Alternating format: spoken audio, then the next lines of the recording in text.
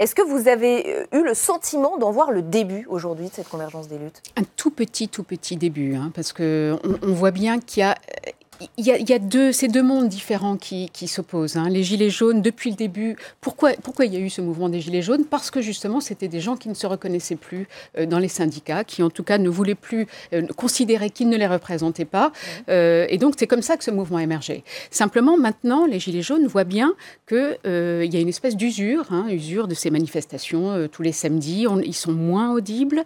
Voilà, ça c'est donc pour les Gilets jaunes. Ils commencent à avoir besoin du côté un peu structuré, organisé des syndicats, ça ils le sentent. Et en même temps, ils s'en méfient comme de la peste.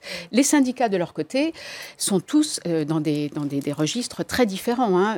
Martinez et Laurent Berger de la CFDT, donc Martinez, CGT, se méfient aussi beaucoup des Gilets jaunes et notamment de tout le côté ultra-violent de certains, enfin de la frange très violente des Gilets jaunes.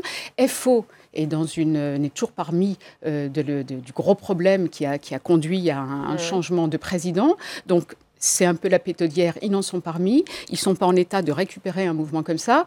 Et Laurent Berger, en plus, on le voit, essaye de redonner un peu de chance au paritarisme et de rediscuter avec le MEDEF autour de l'assurance chômage. Donc, il a un gros dossier sur la table. Il a autre chose à faire, à mon avis, que de s'occuper des Gilets jaunes. Donc, voilà le paysage. On ne voit pas très bien. Enfin, ça peut éventuellement prendre, mais ça paraît très compliqué.